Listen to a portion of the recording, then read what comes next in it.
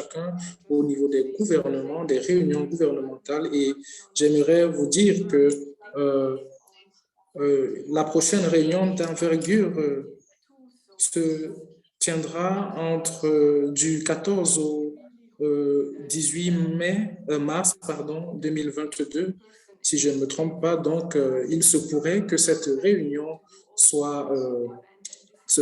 tienne en présentiel. C'est donc en quelque sorte de cette façon que nous tenons ou nous organisons ces réunions. Et nous ne pouvons pas oublier le fait que nous sommes dans un contexte de pandémie et il est donc difficile pour certaines familles, notamment avec les couvre-feux, avec les confinements, de s'en sortir. J'aimerais donc, de manière personnelle, vous dire que j'ai eu à travailler et j'ai eu à rencontrer plusieurs personnes. Et une amie me demandait, par exemple, des conseils et bien que je travaille aux Nations Unies ou à l'UNODC, il est important d'avoir auprès de soi des personnes qui peuvent donner des preuves palpables, des preuves scientifiques en guise de réponse à ce genre de problème. Et je me suis juste contenté de fournir des conseils personnels en ces temps difficiles marqués par la pandémie de COVID-19. C'est donc la raison pour laquelle aujourd'hui, il est très important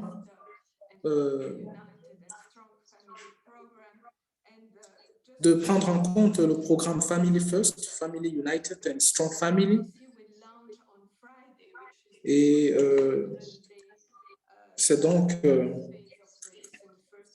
la prochaine phase de l'initiative Listen First et je pense que Elisabeth a déjà eu à l'annoncer et en toucher quelques aspects. Je suis donc très enthousiaste de prendre connaissance de ce nouvel instrument.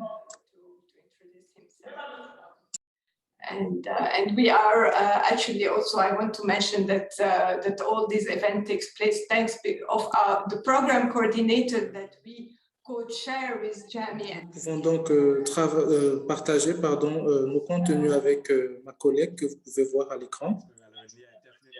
Merci, nous sommes très heureux d'être des vôtres aujourd'hui. Je pense que nous travaillerons ensemble sans problème. Bienvenue à tout le monde.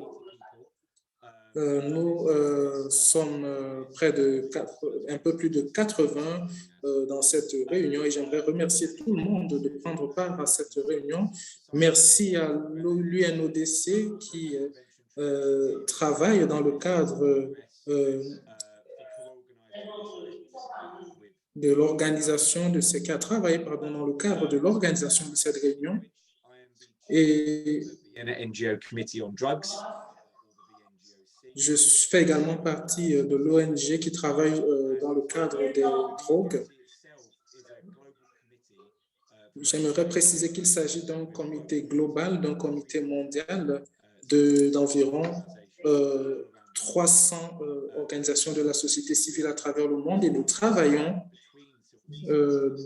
entre les sociétés civiles et les ONG, mais également les agences des Nations Unies et nous nous focalisons sur les drogues. C'est d'ailleurs ce dont nous allons discuter aujourd'hui. Nous travaillons également à soutenir et à nous engager dans la lutte contre les drogues, comme je l'ai mentionné. Et une réunion se tiendra d'ailleurs en mars. Et je suis très content que nous ayons été capables d'organiser tous ensemble cette réunion parce que c'est le moment opportun. C'est donc l'un des scénarios de ce webinaire et nous avons eu des webinaires semblables par le passé sur le VIH-Sida, sur plusieurs autres aspects de notre travail, juste pour aider la société civile à comprendre les différents processus, les différents projets et à prendre part à ceci. Nous avons également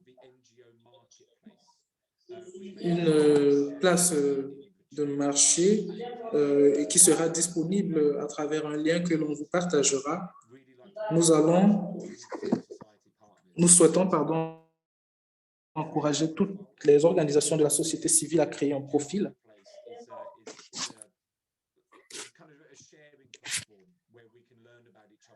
C'est une plateforme de partage afin que that we've been able to do thanks to the support from the Russian government, but also from UNODC Civil Society Unit. So I'm going to be moderating today's event. Je vais donc modérer l'événement d'aujourd'hui.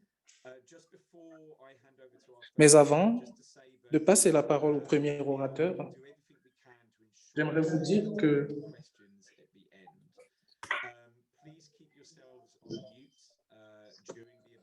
j'aimerais vous rappeler, de fermer vos micros et si vous souhaitez intervenir, d'utiliser la plateforme de discussion ou alors la plateforme de questions-réponses pour participer. Sentez-vous libre, mesdames et messieurs, de partager vos questions et il serait mieux pour nous d'utiliser la plateforme de questions-réponses plutôt que la plateforme de discussion afin que nous ne rations pas l'ensemble, quelques questions importantes que vous pourriez poser.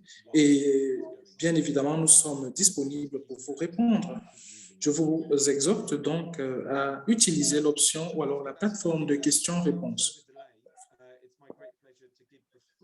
C'est donc un plaisir pour moi de passer la parole à Elisabeth, qui est la coordonnatrice mondiale de notre initiative qui travaille dans la section de réhabilitation de l'UNODC. Elisabeth, vous avez la parole.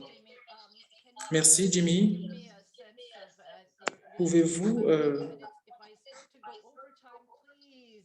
me rappeler, s'il vous plaît, au cas où je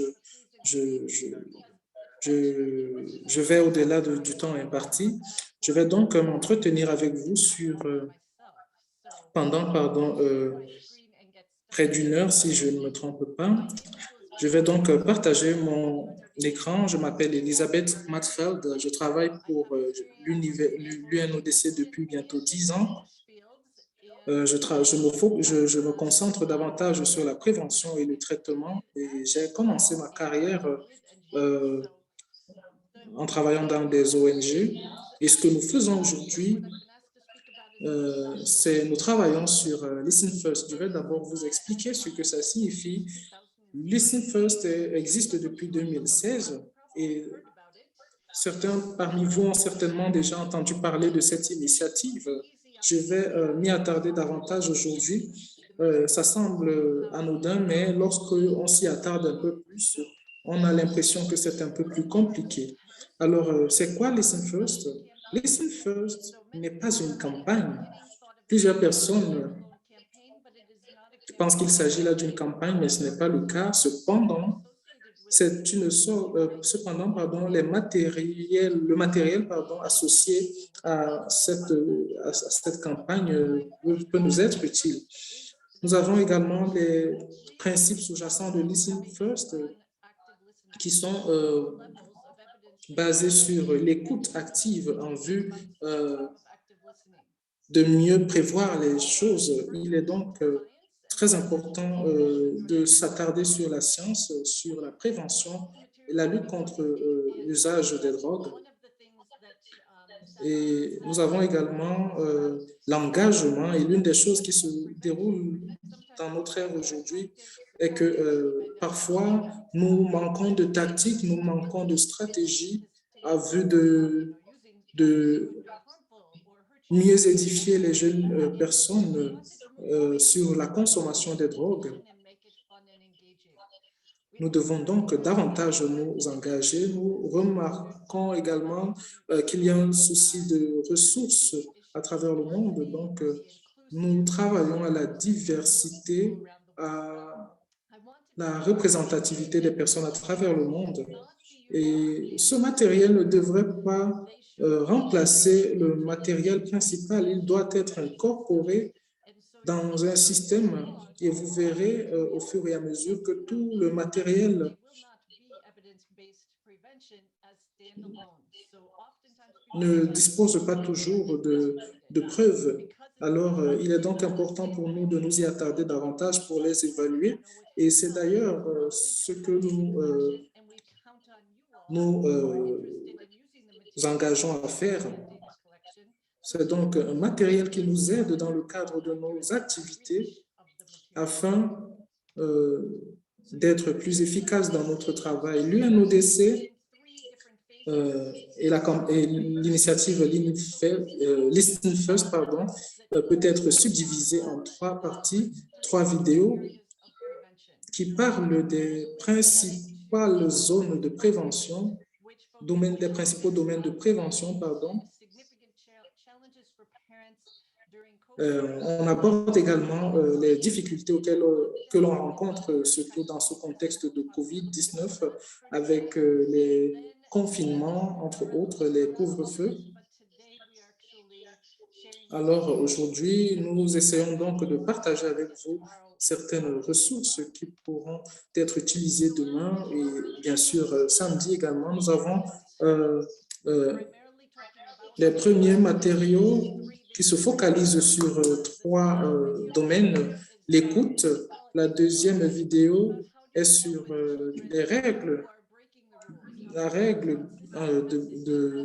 des règles, comment aborder les enfants, comment communiquer avec ceux-ci et leur passer un message consistant et lorsqu'ils sont en passe de violer les règles. Nous avons également l'engagement, en 3e position, l'engagement des parents. Il s'agit ici de voir dans quelle mesure on encourage les parents à s'engager davantage dans cette initiative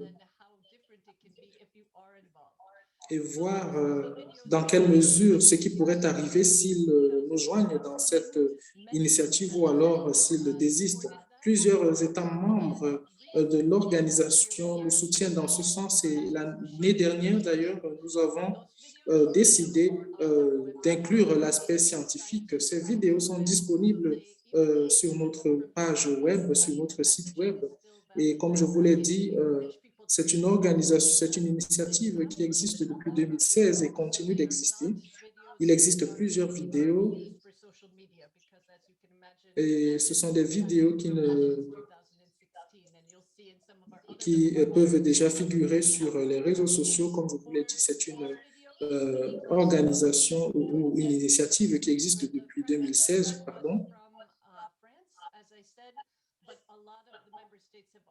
Plusieurs États membres sont déjà impliqués dans cette initiative et nous vous invitons d'ailleurs à faire usage de ces vidéos et d'encourager plusieurs personnes de faire usage de ces vidéos, comme préliminaire avant toute discussion.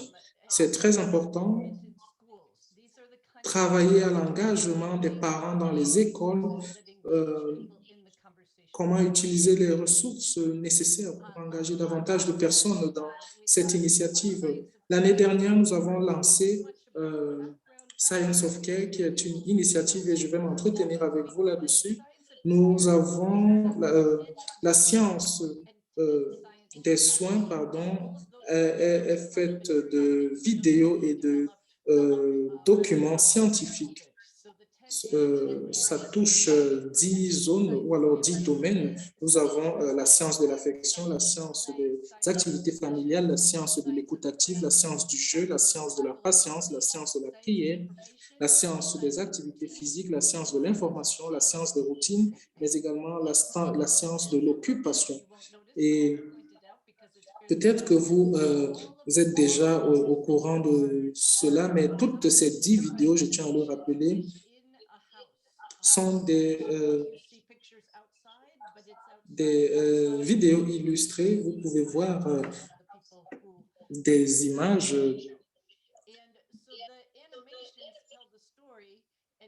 et ces animes nous racontent une histoire, l'histoire de plusieurs enfants, comment jouer avec des enfants, comment être patient, comment se munir de patience lorsqu'un enfant essaye de vous sortir de vos gonds. Alors, ce sont donc des documents à caractère scientifique qui touchent plusieurs points.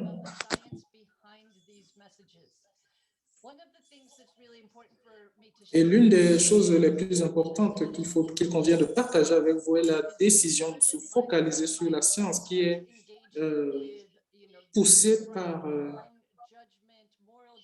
le mauvais jugement et tout ce qui a à faire fait que le marché illégal, le système légal, le système criminel, entre autres, toutes ces choses que nous souhaitons mettre de côté et nous focaliser sur la partie positive. Comment pouvons-nous aider nos enfants à se développer et à grandir? Voilà donc ce sur quoi nous souhaitons nous focaliser sur la science des soins. Tous ces matériaux sont disponibles en français, en anglais et en espagnol. Et nous disposons également d'un nombre de partenaires de la société civile qui ont été capables de soutenir, de nous aider en termes de traduction en langue locale. Alors, vous pouvez donc trouver ces matériaux, alors ces documents disponibles en langue locale ou sur notre page web. Nous vous encourageons à lire ou alors à prendre connaissance de ces documents. À présent, nous grandissons, nous évoluons, nous nous développons. Et dans nos vidéos, comme vous pouvez le voir, la première vidéo est une vidéo animée.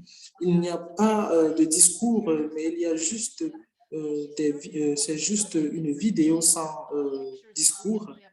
Vous pouvez également avoir des images de famille, des images de famille qui montrent en quoi consistent les compétences requises dans le cadre de cette initiative. Ces vidéos se font en famille et c'est donc une opportunité pour nous de partager avec vous le fait que nous partageons, nous avons évolué à un point où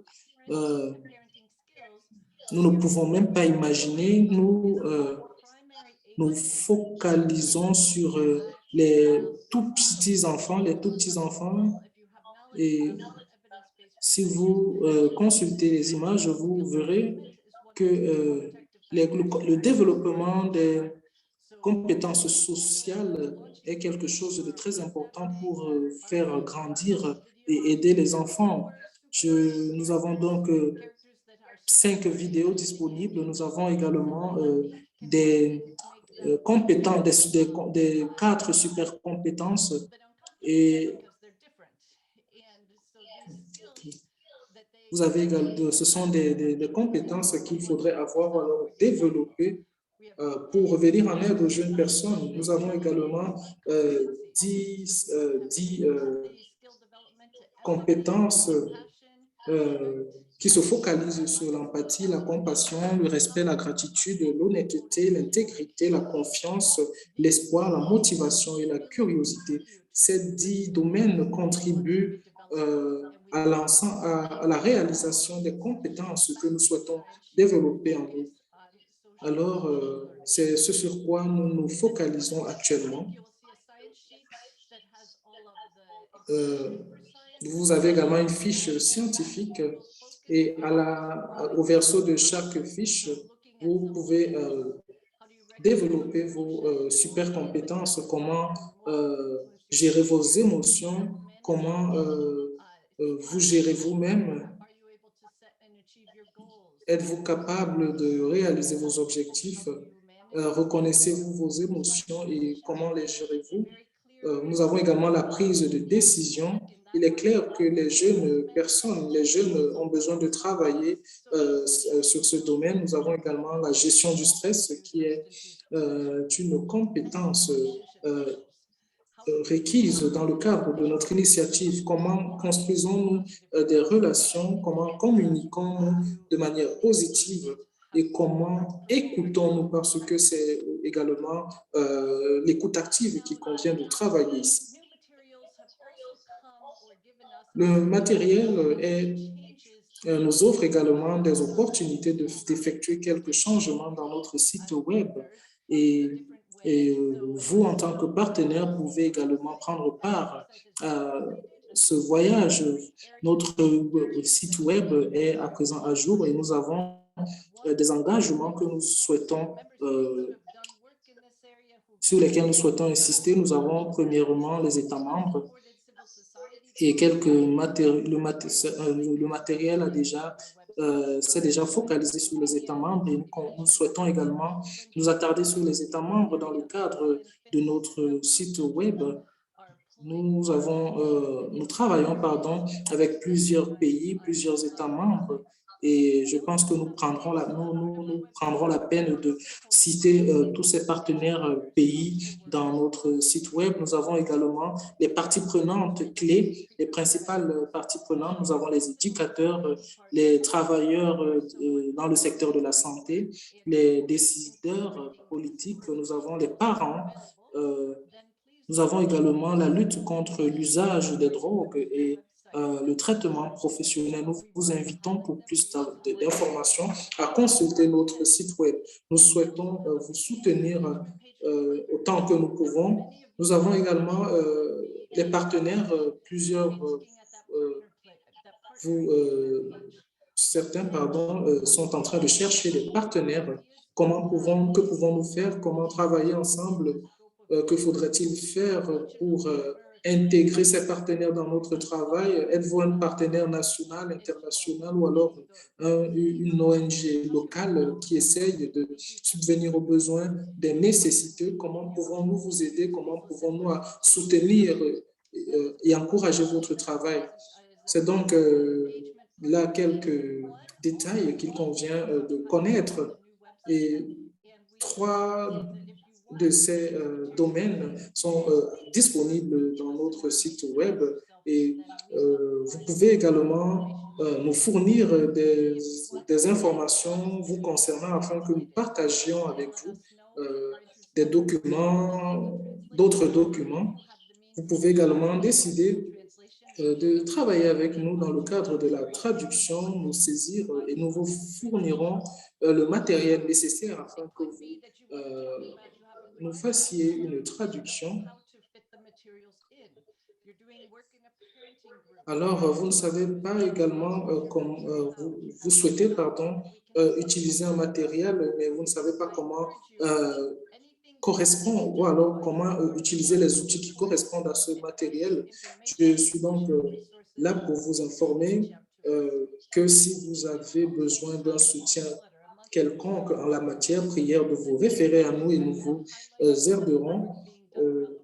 Nous nous focalisons également sur le travail qui est abattu à travers le monde. Et c'est le dernier point d'ailleurs, newsletter, c'est-à-dire le journal. Vous pouvez vous rendre sur notre site web et cliquer sur l'onglet journal. Vous aurez des informations nécessaires. Nous devons également voir,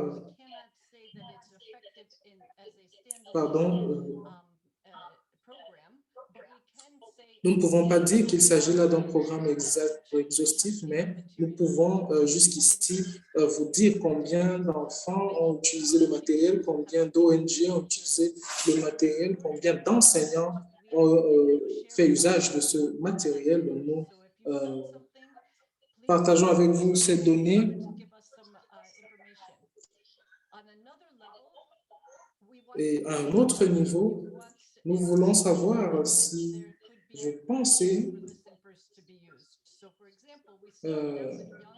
à de nouvelles méthodes. Nous disions tout à l'heure que nous avons de jeunes, nous avons affaire à de jeunes enfants et au fur et à mesure que les enfants grandissent, nous souhaitons que vous nous aidiez également en faisant des propositions sur les éventuels besoins que ces enfants qui grandissent pourraient avoir. Donc, notre site web, c'est www.unodc.org/listenfirst. Et aujourd'hui, nous n'avons pas...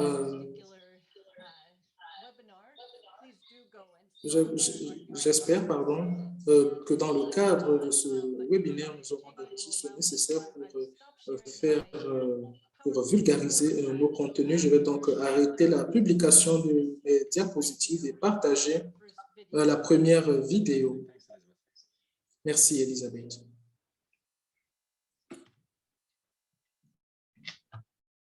While Elizabeth is setting that up, just to let everyone know, the link is... Elisabeth se prépare. Je tiens également à vous dire que le lien est disponible sur la plateforme de discussion, donc vous pouvez y avoir accès.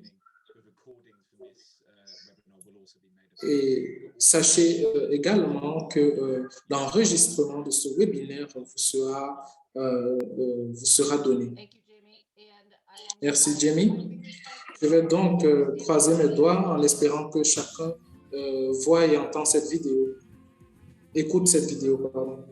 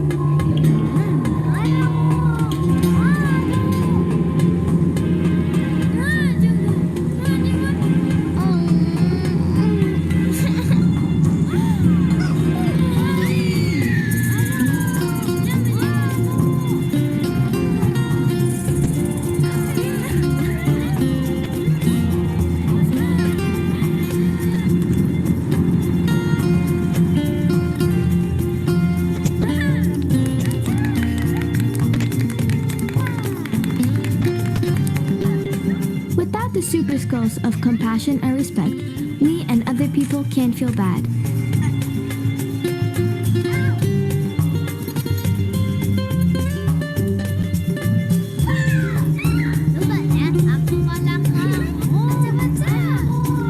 But growing our super skill of compassion makes us kinder and helps us and our friends grow stronger too. Compassionate children feel better about themselves. It's scientific.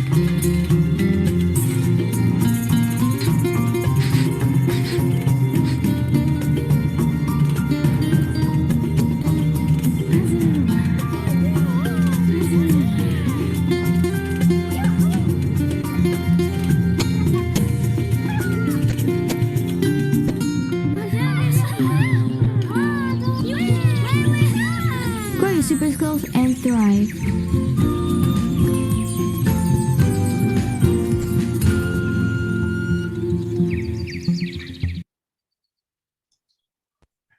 Great. Thank you, Jamie, for letting me play that. I hope that it did come through. And one of Jamie m'avoir laissé jouer cette vidéo. L'une des choses que j'aimerais ajouter est qu'il y aura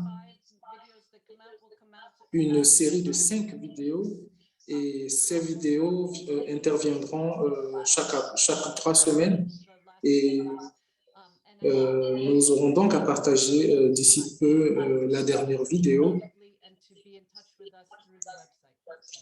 Donc, je vous invite donc à rester connecté et à consulter notre site web. Merci, Elisabeth. Et comme je l'ai dit, c'est un matériel formidable. Les vidéos sont disponibles, bien sûr, dans le lien que j'ai partagé sur la plateforme de discussion. Et sachez que ces documents sont disponibles en français et en anglais. Alors, c'est fantastique. Prière à tous de poser vos questions et j'espère que nous aurons assez de temps à la fin de répondre à l'ensemble de ces questions ou alors répondre à ces questions au fur et à mesure. Je vais donc passer la parole à la section de réhabilitation afin qu'elle s'entretienne avec nous sur l'initiative Family United ou Famille Unie. Alors, vous avez la parole. Merci, Jenny. Je suis très heureux que vous ayez sélectionné ce sujet pour une raison. C'est un projet que j'ai coordonné depuis un bout. Déjà, j'y travaille depuis 2005 et l'ensemble, les projets que de tous les projets que j'ai eu à coordonner, celui-ci est le projet que je préfère le plus. Et en termes d'outils et de pratiques, le principal matériel que nous avons utilisé y figure. Donc, plusieurs des choses que je vais mentionner ici sont des choses que vous pouvez également apprendre.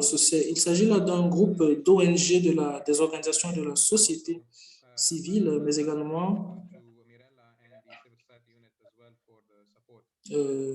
d'autres parties prenantes qui nous ont soutenus. Je vais donc commencer par vous fournir des informations qui sont très importantes dans un contexte familial. Donc, c'est très important.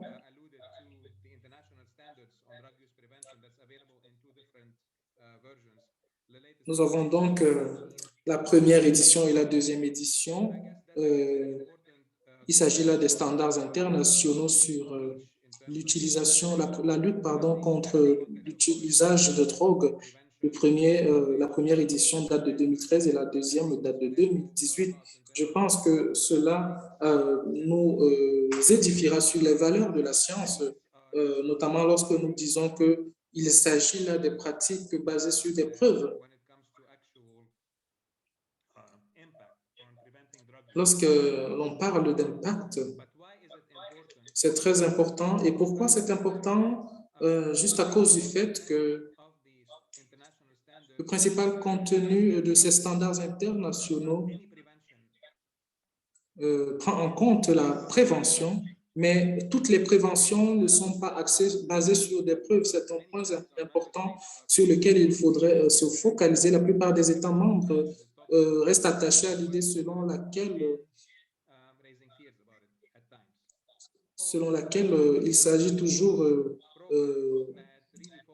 que ces préventions sont toujours basées sur des preuves. Donc, c'est des éléments importants sur lesquels s'attarder. Sur le plan vertical, donc, lorsqu'on parle de prévention, et c'est une surprise pour plusieurs décideurs que les programmes de prévention axés sur des preuves disponibles sur le terrain ne sont pas exhaustifs. Et comme vous avez pu le voir au niveau des vidéos, vous verrez qu'il existe des programmes qui développent les compétences langagières, les compétences émotionnelles, entre autres, de tout un chacun. Nous ne devons donc pas nous focaliser seulement sur l'individu. Nous devons prendre plusieurs paramètres en compte. C'est donc là le principal but de notre travail. Il s'agit de travailler à la résilience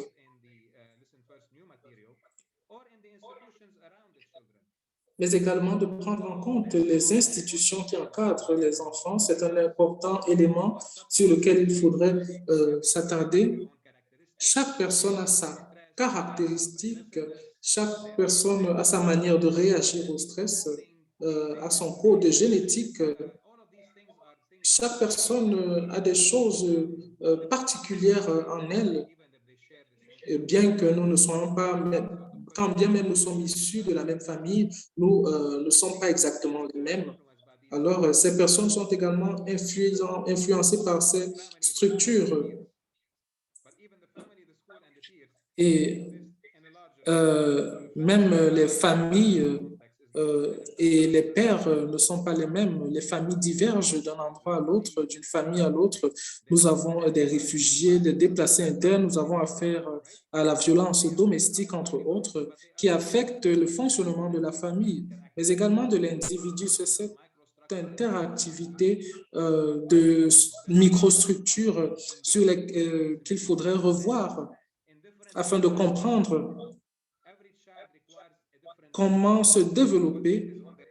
Il faudrait savoir que chaque enfant a des besoins particuliers et nous devons donc mettre en place des instruments autour de chaque enfant à même de les aider.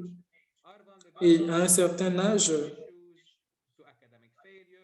on en vient aux maladies mentales, à la violence contre les enfants, entre autres. Ce sont donc là des composantes à prendre en compte lorsqu'on se frotte à la diversité et lorsqu'on se frotte aux décideurs politiques. Il faudrait prendre tout cela en compte. Nous avons des interventions basées sur des preuves fournies par l'Organisation mondiale de la santé qui nous montrent l'impact que tout cela a sur un enfant et une fois qu'il devient également adolescent. Nous avons donc plusieurs institutions avec lesquelles nous pouvons travailler. Nous avons certaines interventions qui sont universelles et tous les enfants peuvent bénéficier de ces interventions. Je pense que c'est tout ce qui est matérialisé en vert ici. Certaines interventions sont sélectives, c'est-à-dire réservées à un groupe de la population ou alors des enfants de la population. Et c'est ce que nous avons mis en vert, en jaune, pardon. Et nous avons un autre type d'intervention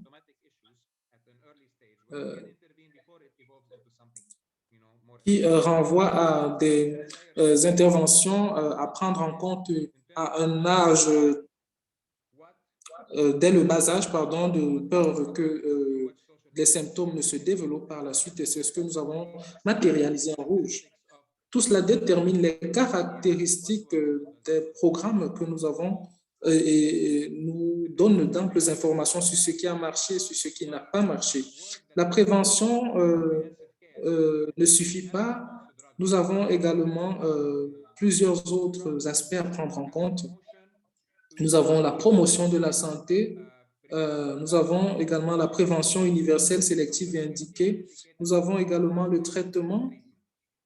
Et c'est également un point sur lequel nous devons nous focaliser. Et lorsqu'on revient à la famille, vous pouvez voir que nous avons des enfants âgés entre 6 ans et 11 ans. Et la préadolescence, c'est bel et bien l'âge de 11 ans. Nous avons plusieurs stratégies axées sur des preuves. Nous avons des compétences familiales allant nous avons des compétences familiales, des compétences en termes de prévention éducationnelle. Nous avons également des stratégies sur lesquelles nous pouvons nous attarder. C'est des stratégies ou alors des compétences importantes sur lesquelles que les écoles peuvent également fournir. Lorsque nous pensons au processus de réflexion, nous avons un enfant qui développe sa résilience, par exemple, et nous avons des institutions autour de cet enfant qui soutiennent cette résilience. C'est la raison pour laquelle nous disons que la famille est une institution sociale primordiale parce que à ce niveau, si nous changeons le fonctionnement de la famille, cela pourrait avoir des conséquences à long terme sur le développement des enfants. Alors, après avoir parlé des décideurs politiques, nous parlerons des outils. La famille, ou alors les compétences familiales sont l'un des outils les plus prisés dans le cadre de nos activités.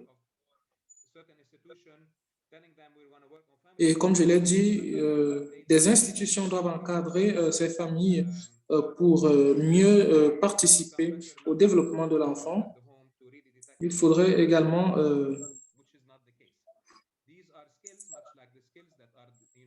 indiquer que ce sont des outils, ce sont des compétences qui aident les parents à communiquer avec les enfants, à établir une relation de confiance entre eux et les enfants, à rendre la communication entre eux et les enfants un peu plus fluide. Et cela dépend de l'endroit où on se trouve.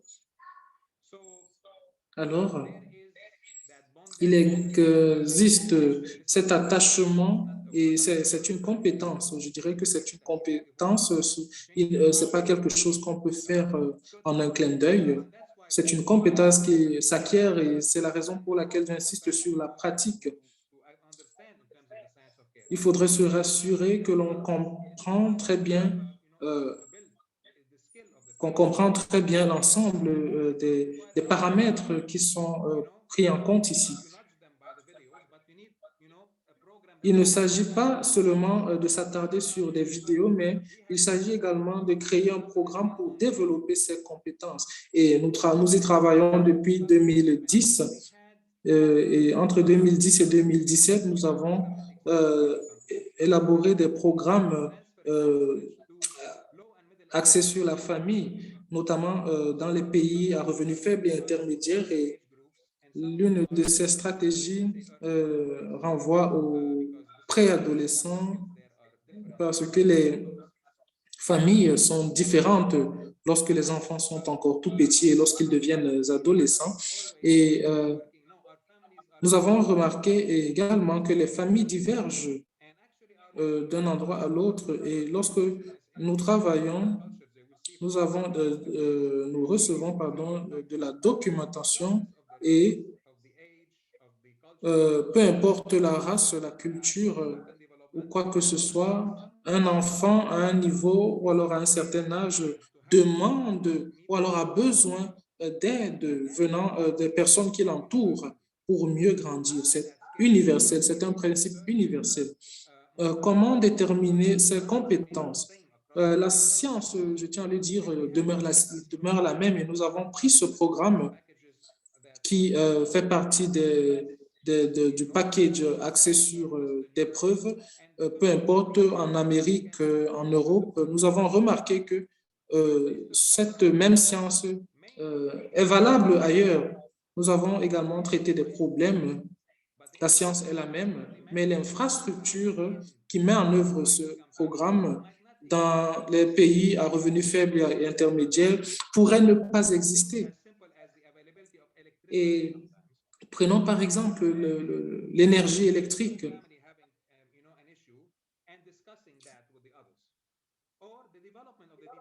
Ou alors le développement d'un enfant. Lorsque vous voyez une face blanche en Europe du Nord et vous arrivez dans un autre pays, vous devez également produire ces vidéos avec des visages différents. Et je pense que c'est également là la cible de notre programme. Nous apprenons de l'expérience que nous avons acquise entre 2010 et 2017 et nous élaborons de nouvelles stratégies que nous façonnons en fonction des réalités des pays à revenus faibles et intermédiaires afin que les enfants ou les familles également se retrouvent et puissent avancer. C'est la raison pour laquelle nous avons développé ces deux documents. Le premier est relatif aux familles fortes, Strong Families. Il s'agit d'un package assez léger qui se focalise sur la gestion du stress. Vous pouvez être dans une situation où il n'y a pas assez d'infrastructures, notamment en République dominicaine où l'on vit dans des favelas.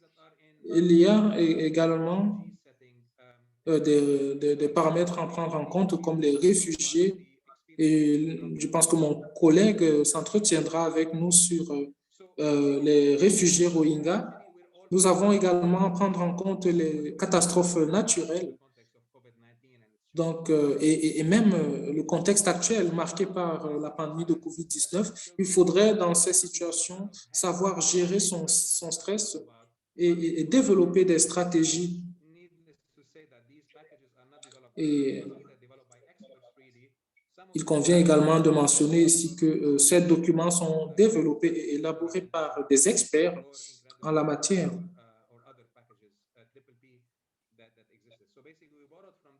Alors,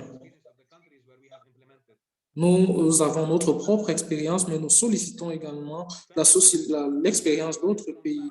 Le deuxième document, c'est Family United. Nous avons là une famille qui vit dans de bonnes conditions, mais ce programme est également destiné aux pays à revenus faibles et intermédiaires. Il s'agit là de régler quelques problèmes. Et ces deux documents peuvent également être mis en œuvre. Vous n'avez pas tellement besoin d'expérience, vous devez juste avoir un bon rapport avec les personnes, savoir communiquer avec les personnes, avec votre communauté. Et c'est tout ce dont vous avez besoin. Vous pouvez donc utiliser ce package et essayer de faciliter son implémentation. Voilà donc ce sur quoi je souhaitais m'entretenir avec vous. Vous verrez des photos de Tanzanie, des photos d'Iran, des photos de Zanzibar, des photos venues tout droit des Philippines, du Kazakhstan, du Baristan. Et voici une image que j'affectionne très bien, qui nous vient d'Afghanistan.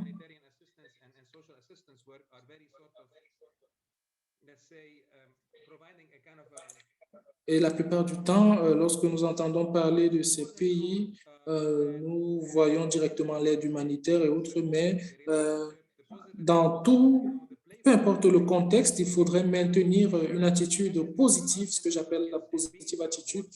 Et cela nous aide également à faire face à n'importe quelle situation. Il faudrait construire une relation avec notre entourage afin de mieux grandir dans le cadre de notre initiative. Il s'agit là d'une zone aux Philippines. Et Strong Families est un programme disponible dans plusieurs langues. Je n'entrerai pas dans les détails. Je pense que mon collègue Amir s'y attardera. Et Family United ou Famille Unie, je peux dire que nous avons un petit groupe de pays travaillant dans le cadre de Famille Unie. Par exemple, aujourd'hui, voici une sorte de diagramme que nous utilisons qui donne des scores en termes de compétences. Et ce diagramme nous vient d'Afghanistan. Il nous parle des difficultés que l'on rencontre, que les enfants rencontrent. Vous pouvez voir cela en orange ou rouge, j'allais dire. Et nous avons également les difficultés. Ce programme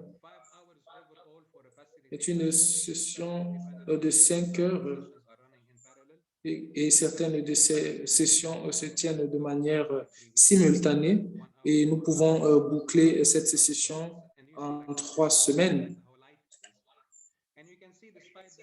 Et vous pouvez également voir que ces mêmes parents, vous avez point 1, point 2, point 3, nous avons point 1, 17,8, point 2, 12,9 et point 3, 10,6. Nous avons également des sous-groupes de familles qui sont toujours au niveau, qui sont presque à la zone rouge. Et ils sont les parents avec des enfants plus difficiles, un peu plus difficiles, ont parfois de la peine à intervenir. Nous avons également le prochain diagramme qui se focalise sur le genre. Et c'est très important pour nous de respecter les questions liées au genre. Vous pouvez donc voir que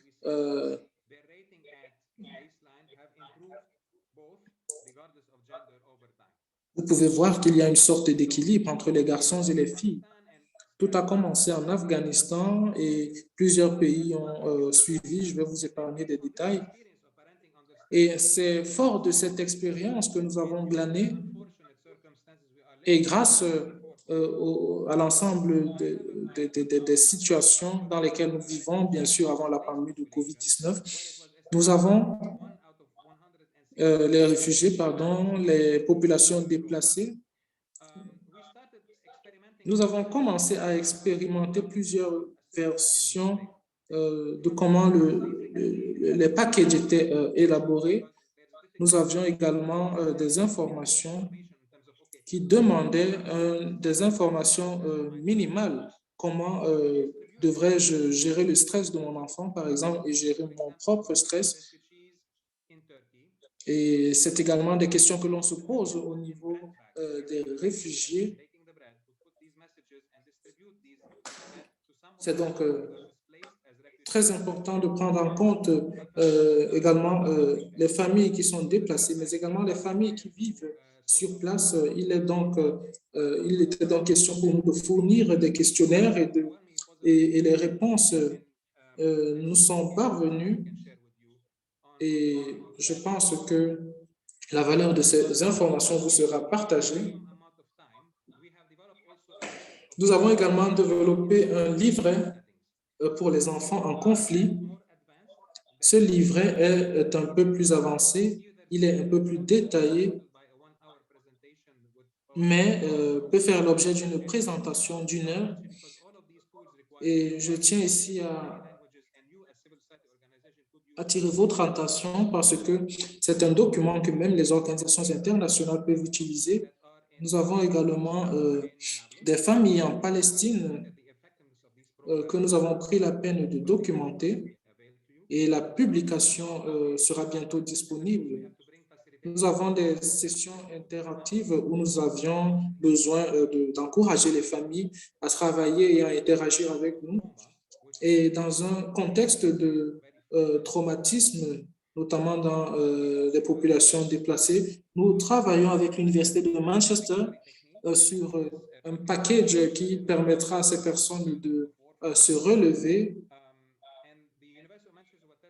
Et l'Université de Manchester a également indiqué le fait que si l'on utilise ce package, ce serait très bénéfique pour nous. Nous avons également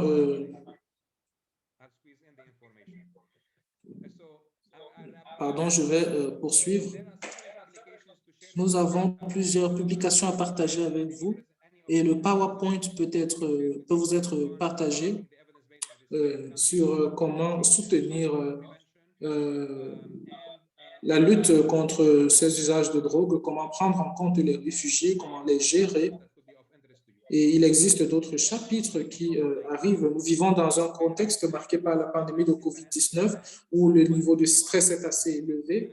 La violence contre les enfants est également assez élevée.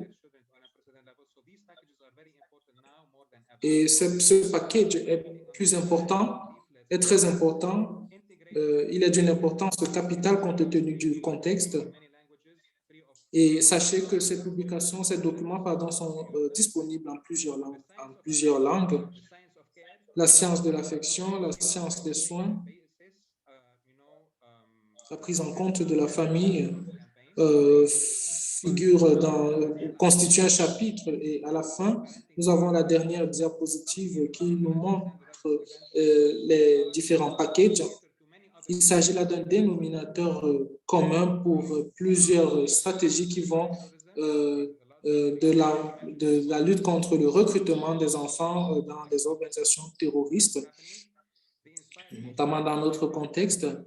Nous avons également des initiatives de lutte contre les violences faites aux enfants. Et vous verrez dans le guide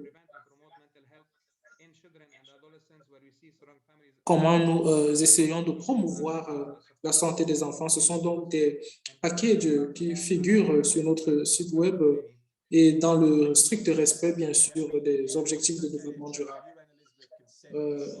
OK.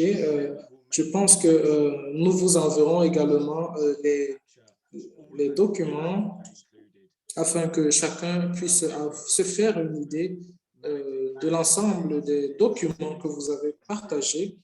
Et je tiens d'ailleurs à vous féliciter pour cette brillante présentation que vous avez faite en seulement 20 minutes. J'aimerais à présent passer la parole à Navela, Navela, à vous la parole. Merci, Jamie. Merci, Elisabeth et Wadis pour cette présentation ô combien intéressante. Je tiens également à remercier l'ensemble des parties prenantes. Avant de vous passer la parole à l'orateur qui nous vient d'une ONG, j'aimerais indiquer le fait que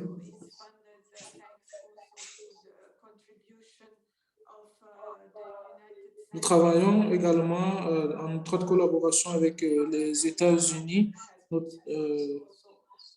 qui ont également soutenu nos activités. Nous avons donc à présent le plaisir de vous présenter deux représentants d'ONG qui travaillent dans le cadre des organisations de la société civile qui nous viennent de deux continents, l'Asie et l'Amérique latine. Nous allons commencer par Dhaka Hassania Mission, qui nous vient du Bangladesh et qui a travaillé en étroite collaboration avec notre collègue, de la section prévention. Ils nous ont également présenté un large éventail de sections qui s'attardent sur le traitement, les centres de prévention, mais également qui prend en compte les maladies non transmissibles. Merci, vous avez la parole. Merci à tous. Ici, c'est déjà la nuit. Bon, je vous remercie, Wadi, pour vos images, pour les images importantes et les informations que vous avez eues à partager. Je vais donc essayer de partager mes diapositives. Je pense pas que je les partagerai. Ok, non, je les partagerai plutôt et je pense que ça mettra 10 minutes la présentation. Donnez-moi quelques minutes.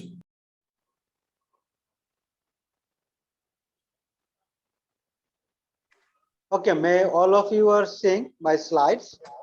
Ok, j'espère que vous pouvez voir mes diapositives, mon écran. Alors,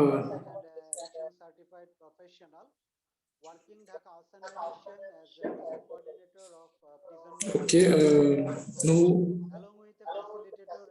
travaillons en étroite collaboration avec les facilitateurs dans le cadre de familles ici au Bangladesh. Donc,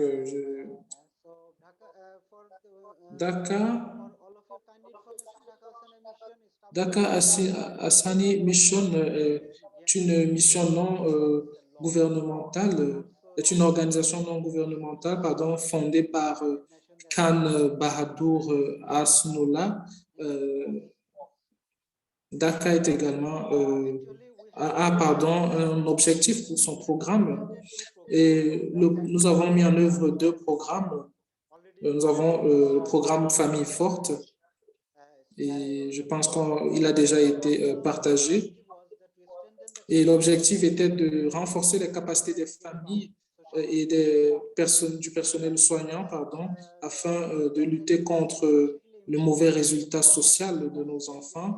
Et le devoir ici la principale tâche est d'améliorer les compétences familiales, les compétences du personnel soignant, des enfants également, et afin de les aider à mieux grandir. Des différentes parties prenantes. Vous savez, de notre côté, le problème de santé mentale n'est pas très répandu.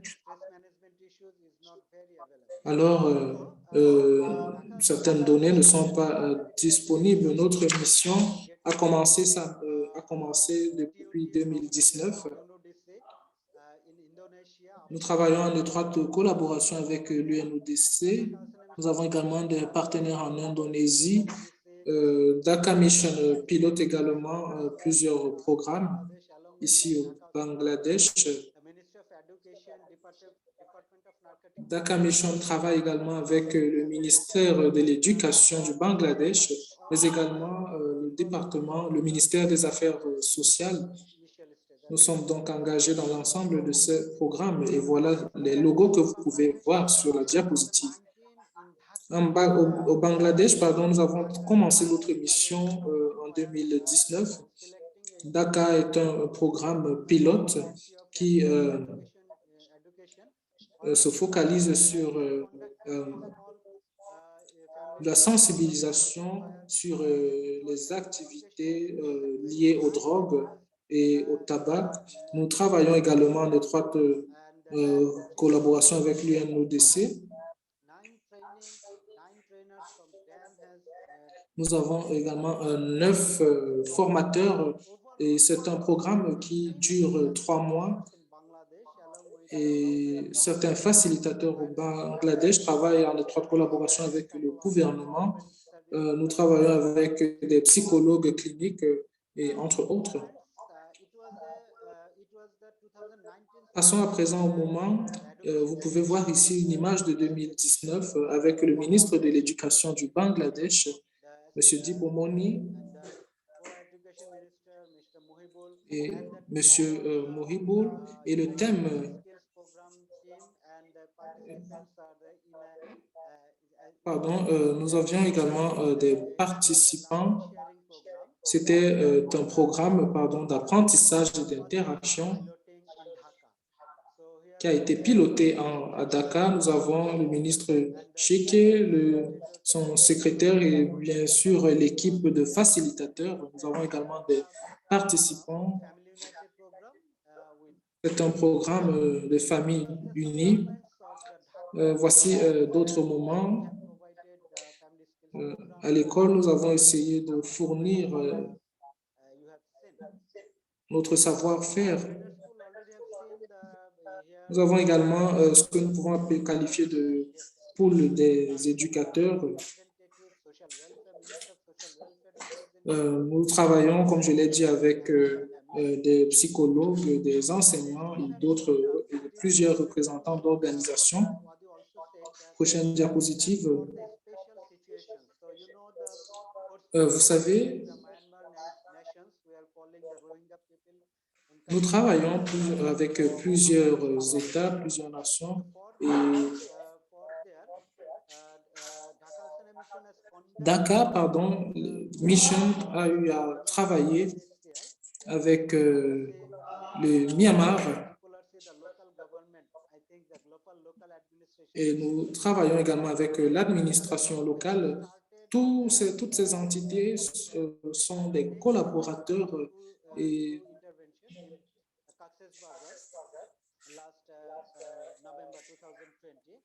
nous avons travaillé au cours du dernier, en 2020, en novembre 2020. Vous pouvez donc voir là un autre moment. Il s'agit là d'une image datant de l'année dernière qui a été prise et nous voyons là comment on forme des familles, des sessions familiales, des sessions pour enfants. Vous avez d'autres moments ici. Il s'agissait ici d'une session familiale qui date toujours de l'année dernière. Cette année, nous venons de commencer et ce n'est pas encore terminé. Nous avons eu la permission des autorités locales pour démarrer les activités. Alors, ces images datent, si je ne me trompe pas, de 2 jours. Alors, nous avons eu à conduire, 2 missions avec les parents et avec les enfants. Le programme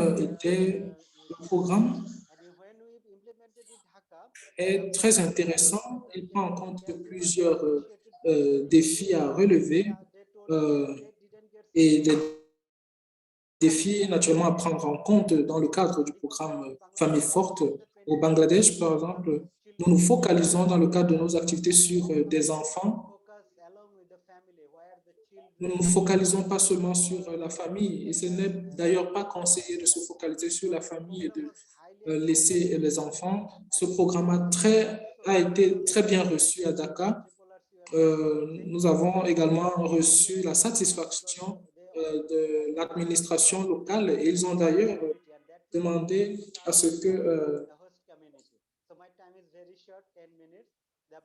de tels programmes, de telles initiatives perdurent. Nous avons donc d'autres programmes disponibles. Malheureusement, le temps nous tire à la gorge. Nous allons donc mentionner qu'au Bangladesh, nous faisons face à des situations assez difficiles. Mais, vous savez, il s'agit d'un pays assez sensible. Alors, l'administration locale a essayé de changer le matériel, essayé de changer l'ensemble du processus de formation. Et toutes ces activités ne cadrent pas toujours avec la situation. Alors, nous avons, malgré les difficultés, réussi à accomplir notre mission, réussi à mener nos travaux, pardon. Mais les défis continuent, les défis subsistent. Il est donc important pour nous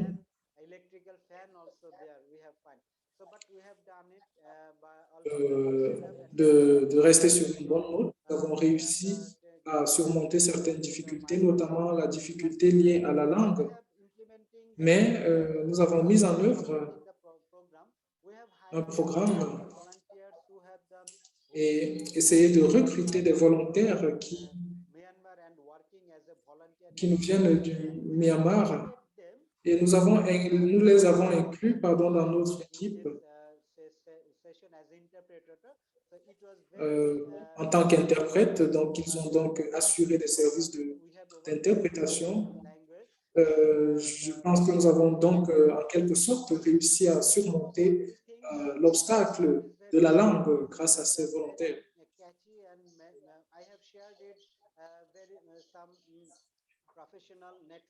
Je pense également que nous avons de manière informelle partagé certains de nos réseaux, des informations sur certains de nos réseaux. Et récemment,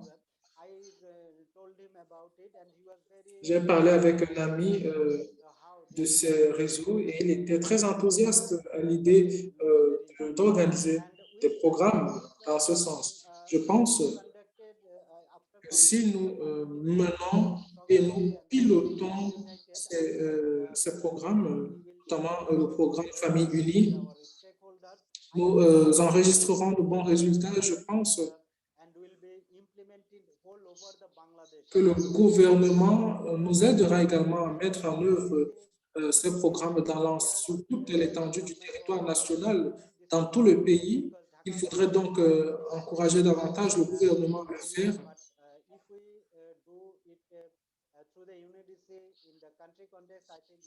Et l'UNODC a déjà un travail d'Hercule en la matière et je pense qu'il est temps d'impliquer davantage les autorités administratives.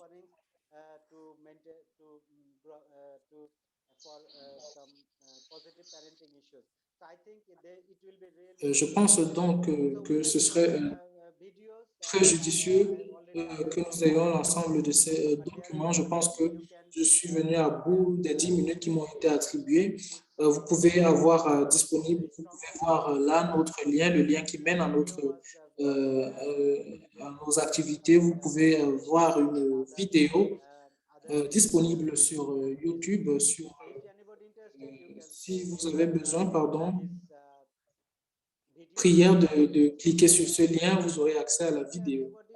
Alors, merci à tous, merci à l'UNODC. Merci de m'avoir donné une tribune, merci de m'avoir donné l'occasion de m'exprimer. Merci à tous, merci à Wade, merci à tous, je vous remercie. Merci de votre présentation du processus de mise en œuvre de Strong Family, du programme Strong Family au Bangladesh. Et cela nous montre à quel point vous êtes engagé à la cause. C'est très intéressant et merci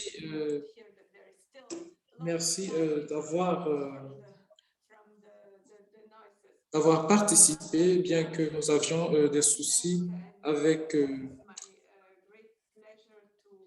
les micros qui n'étaient pas fermés. Je vais donc passer la parole au docteur Carmen Fernandez, qui est le directeur exécutif du Centre d'intégration COVID au Mexique. Et le congrès international s'est tenu du 26 au 27 octobre et qui se focalisait sur les maladies mentales, et j'ai jugé important de lui donner une tribune également afin qu'elle s'exprime. Carmen, vous avez la parole. Thank you. You also. Carmen, vous avez la parole. Merci. Carmen. Merci, Mirella.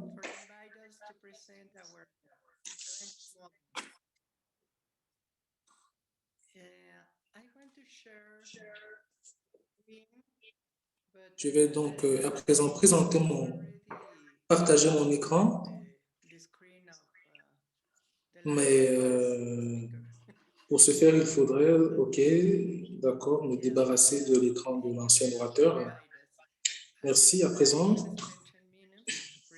je m'entretiendrai avec vous pendant 10 minutes. Il s'agit d'une présentation sur notre programme.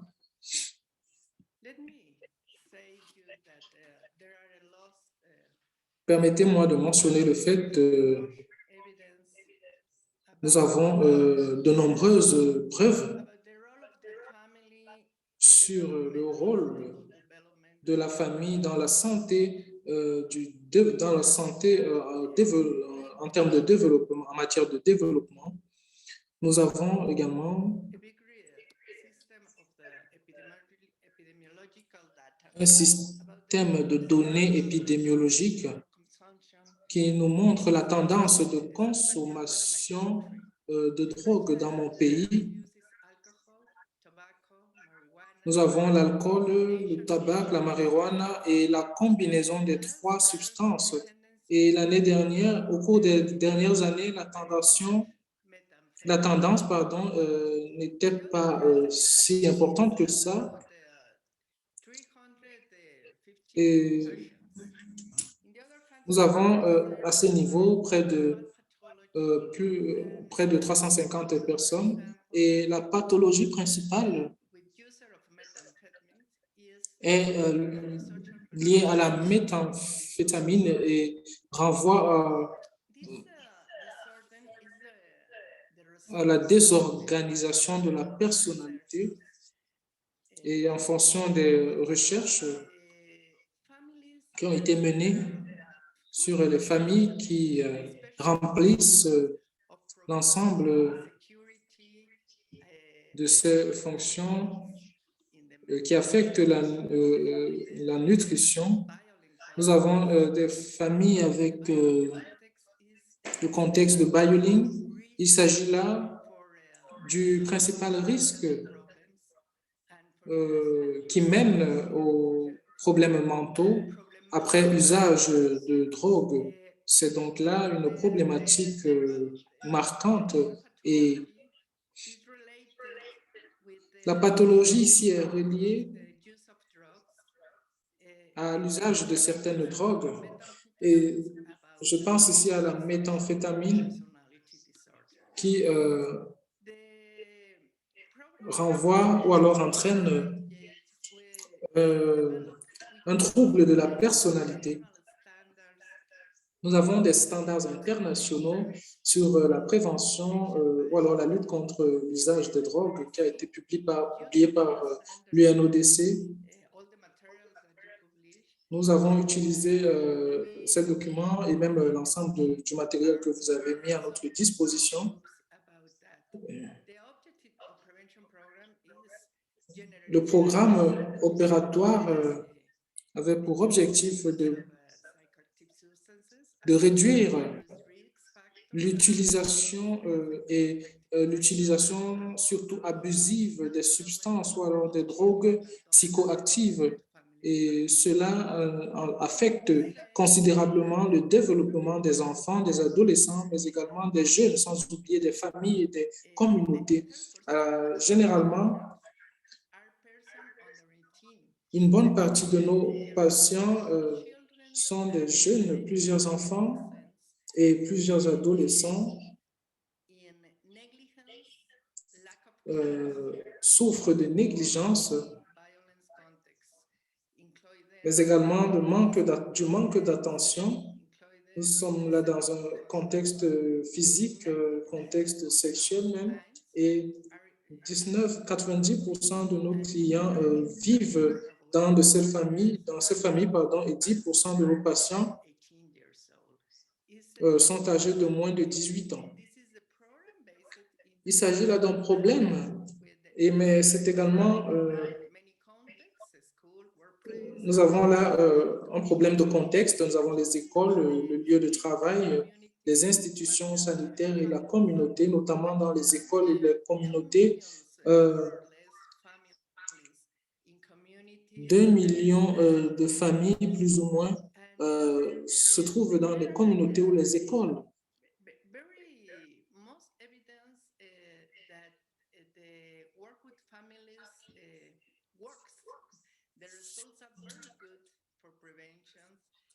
Nous travaillons à la lutte, comme je l'ai dit, contre l'usage de ces drogues et le potentiel de la famille démontre,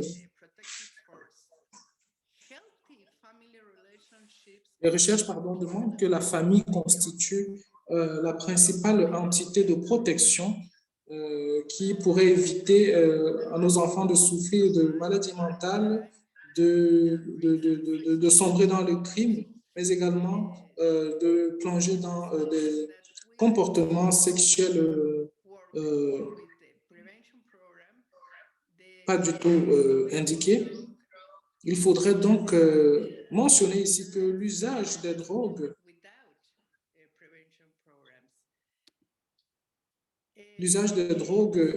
est moindre par rapport à la situation où nous avons des écoles sans dispositif de protection des enfants. Plusieurs activités ont été organisées. Nous avons également des ateliers psychoéducationnels en vue de fournir des compétences à tout un chacun pour des compétences sociales.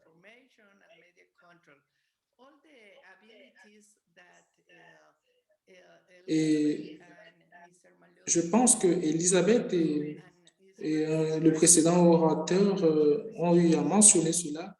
Il convient, tout cela entre dans la prévention, dans les programmes de prévention.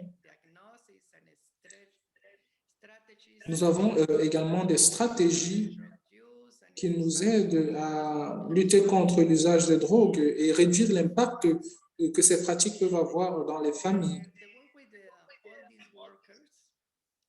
Donc, comme vous pouvez le voir sur les images, voici l'équipe de travail qui est constituée de parents et nous avons donc plusieurs ateliers de la sorte, des ateliers des ateliers d'orientation des parents.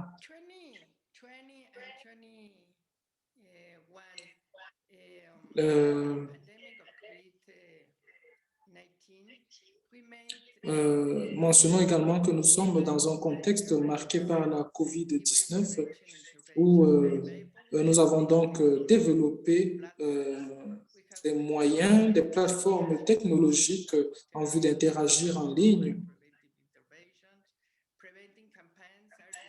Nous avons également des campagnes qui sont faites et l'ensemble de ce matériel est rédigé en espagnol ou alors la plupart de ce matériel est disponible sur notre site web en espagnol et nous essayons de montrer la part que doivent jouer les parents. Nous avons des écoles pour les parents, mais également des stratégies en vue de lutter contre ces pratiques. Avec ce modèle, nous avons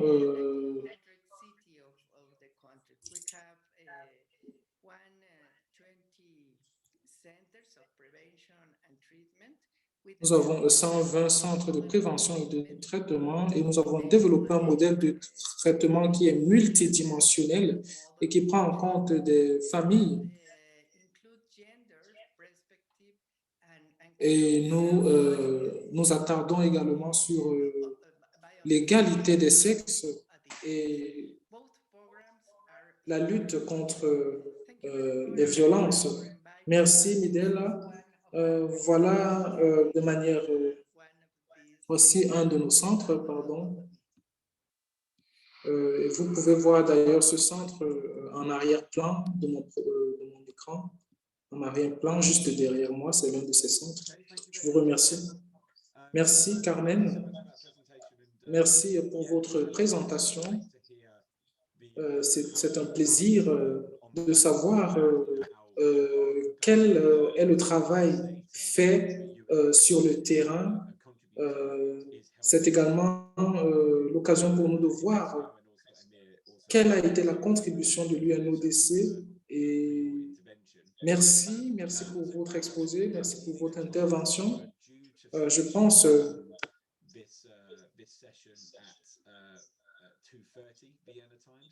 que nous sommes censés terminer cette réunion à 14h30. Alors,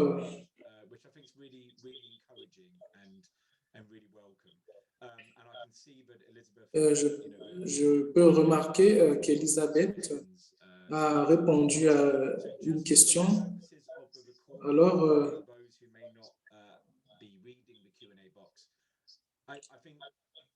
je pense, Elisabeth, si quelqu'un veut apprendre davantage,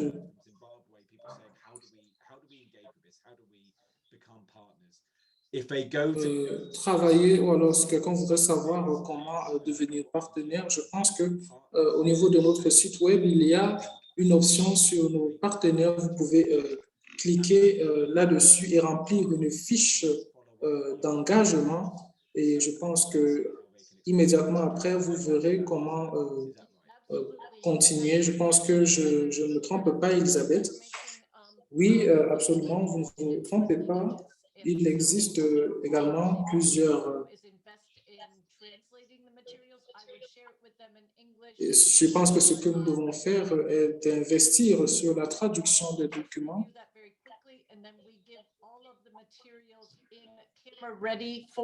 Et nous pouvons donc, une fois la traduction faite, réviser cela et voir dans quelle mesure nous pouvons le publier. Pas besoin forcément de vous attarder sur la partie esthétique.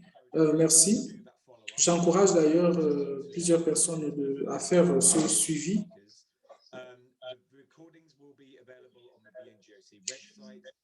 L'enregistrement de la réunion sera disponible sur le site web. Vous aurez également des détails sur les références, entre autres. Donc, notre site web est disponible. Je pense qu'il convient donc de vous remercier tous autant que vous êtes. Merci à tous. Merci à Carmen, merci à Elisabeth. Merci une fois de plus à Novella et notre Project Officer. Merci à l'UNODC qui a bien voulu organiser en étroite collaboration avec une autre institution cette réunion. Merci. Merci, c'était très intéressant et j'ai vraiment apprécié. Merci, merci à tous. Au revoir.